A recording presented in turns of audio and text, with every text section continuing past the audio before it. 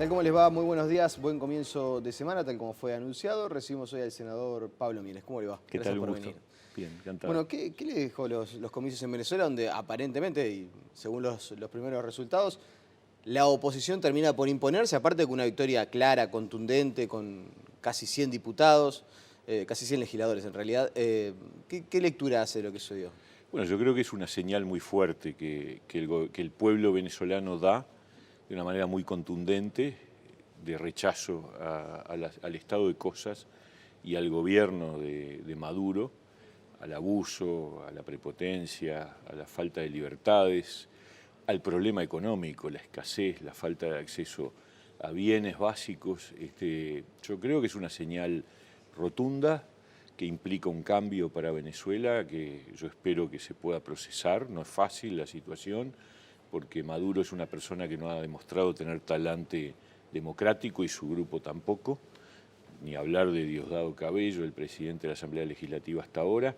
Entonces hay que esperar a ver cómo evoluciona. Es una buena señal que Maduro haya salido a reconocer la derrota.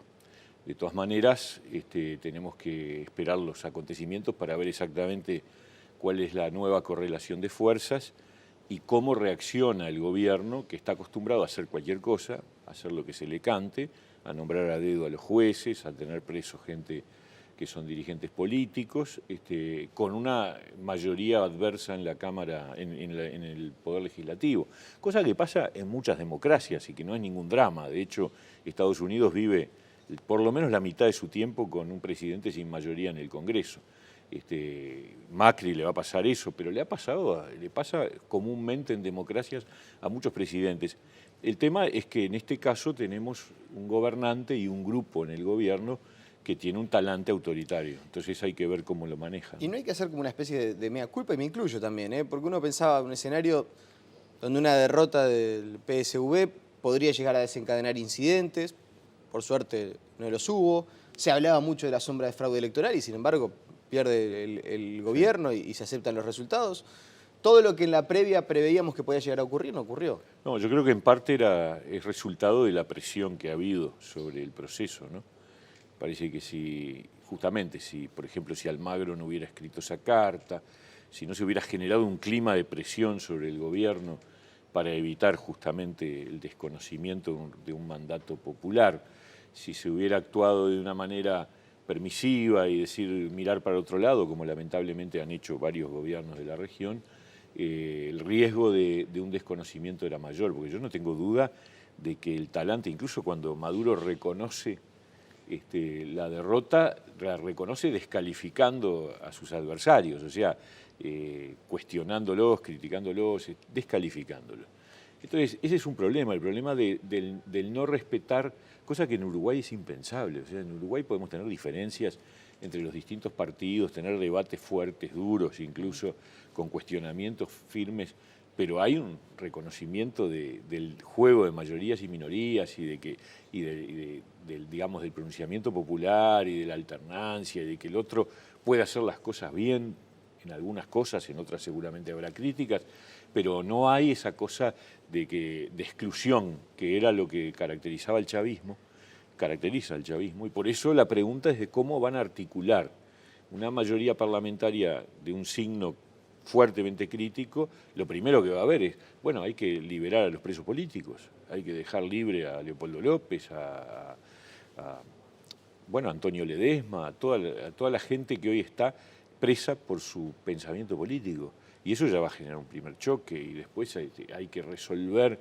cómo se eligen las autoridades judiciales, volver a reglas de juego democráticas en la toma de decisiones sobre el poder público. Todo eso abre un escenario de incertidumbre, pero lo primero es decir, bueno, la gente se pronunció, y se pronunció de una manera categórica, rotunda, ¿no? ¿Y se veía venir este resultado electoral? Digo, usted estuvo hace no tanto en Venezuela. Sí, ¿Percibía que venía un aire de cambio en Venezuela?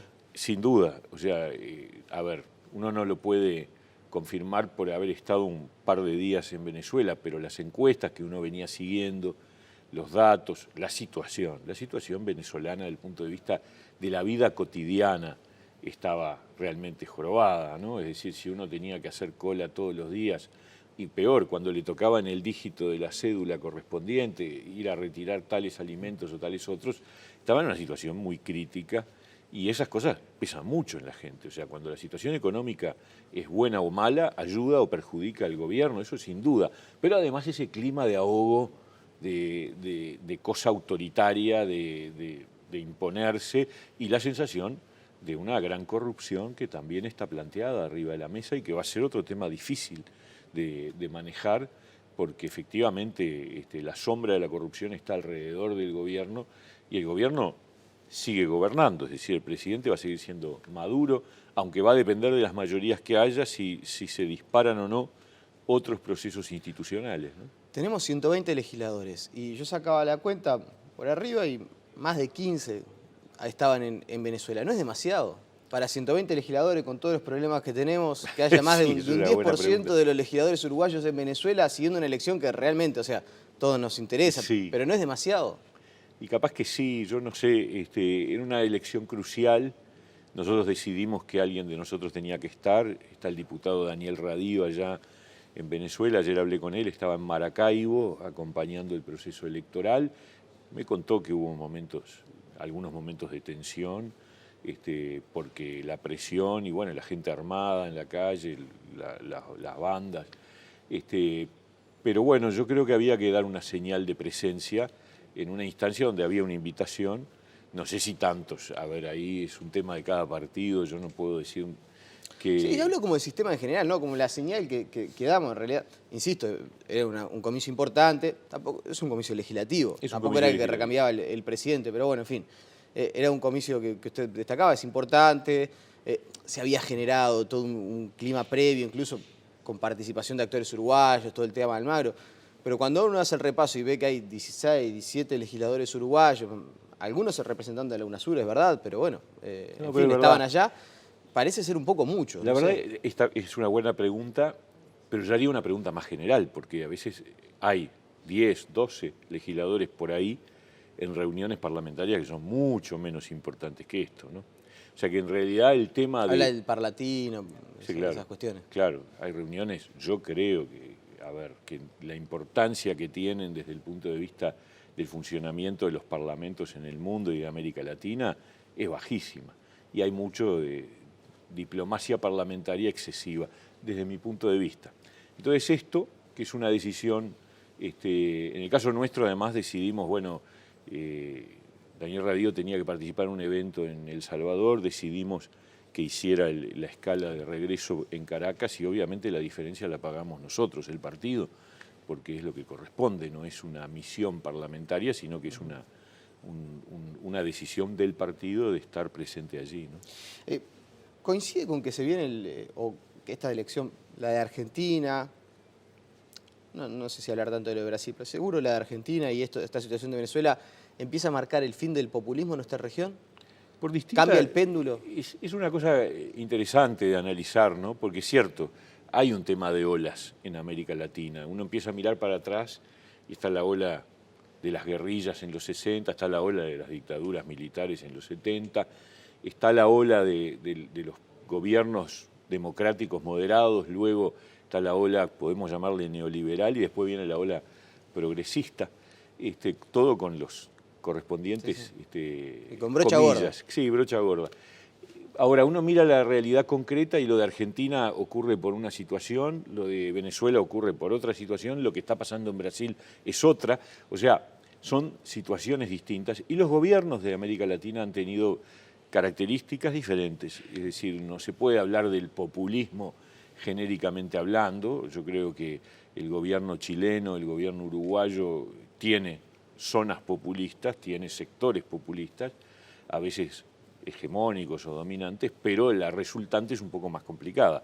Mientras que en el caso de chavismo es más claro, en el caso de PT es una mezcla con una corrupción fenomenal. La verdad que yo no entiendo cómo se sale a hablar de desestabilización institucional porque se le inicia un juicio político a Dilma Rousseff cuando las acusaciones de corrupción son tremebundas. Y Sí, son... quizás lo que llama la atención es que quien realiza el juicio político, quien También abre la llave también está sospechado de corrupción, totalmente, entonces sí. no se salva a ninguno. Realmente. Nadie, la verdad. Es una cosa terrible lo que está pasando en Brasil, lo cual genera una crisis de la democracia, de la adhesión al sistema democrático. A mí me impresionó mucho ver, son pequeñas manifestaciones, pero alguna manifestación en Brasil reclamando el regreso de los militares. Es una cosa espantosa, ¿no? O sea, ahí sí yo creo que los reflejos tienen que ser muy fuertes en el sentido de que digamos que con el agua no se vaya el niño, ¿no es cierto? Es decir, acá hay que defender la democracia de manera muy fuerte. Pero es cierto, en América Latina parece iniciarse un periodo en donde aquellos gobiernos que ya tenían una duración de más de 10 años, en todos los casos, que podemos llamar comillas progresistas, empiezan a enfrentar desgastes, caídas, pérdidas de respaldo, y bueno, es así. Lo traigo a nuestro país, para que la gente identifique claramente. ¿Es lo mismo la propuesta que hace Jorge Larrañaga que la que hacen ustedes de convergencia de los sectores socialdemócratas? Bueno, tuvimos una conversación con Larrañaga la semana pasada, muy buena. Con él tenemos una larga historia de diálogo y de conversación, porque hay zonas de coincidencia.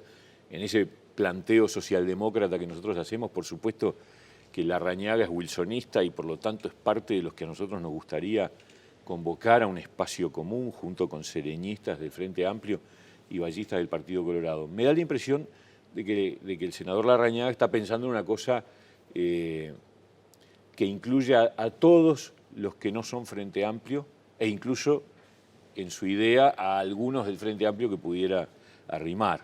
Y ahí tenemos una diferencia, porque nosotros cuando hablamos de un bloque socialdemócrata, un espacio socialdemócrata, estamos hablando de un recorte de los tres partidos. O sea, nosotros no queremos un acuerdo al modelo concertación, con todo el Partido Nacional, todo el Partido Colorado, toda la oposición contra el Frente, porque tenemos diferencias con sectores conservadores, de derecha, de los partidos tradicionales, y no queremos formar parte de una nueva bolsa heterogénea como es el Frente Amplio.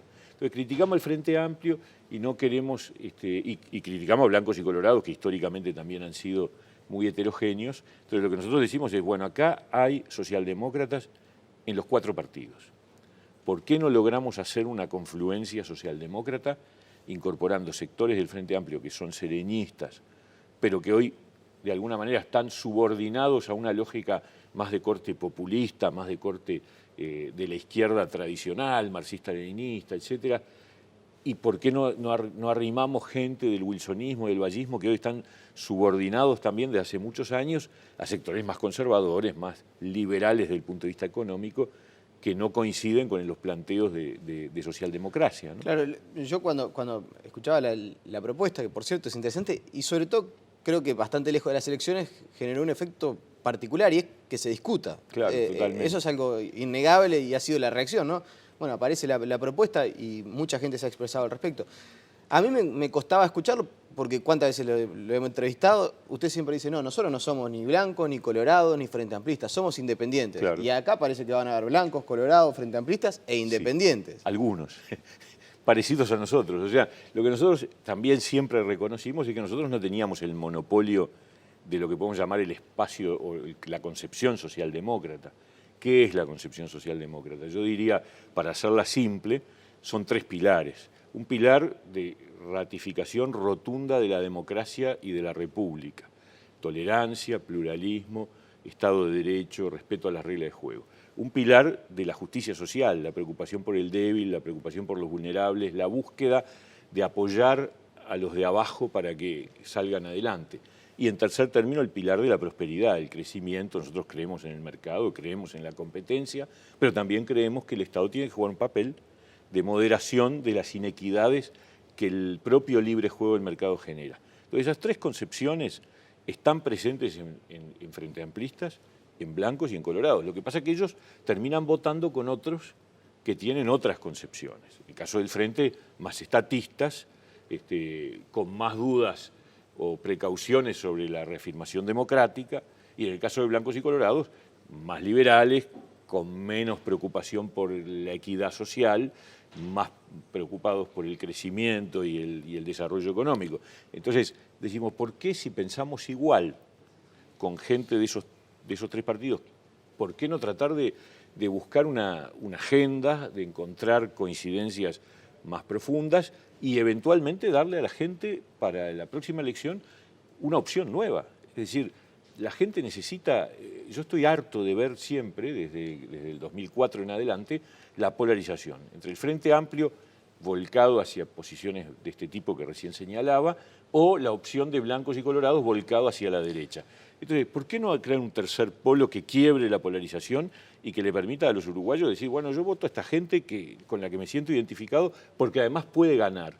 Que es el drama que ha tenido el espacio socialdemócrata. No puede ganar porque siempre termina subordinado y nosotros somos chiquitos.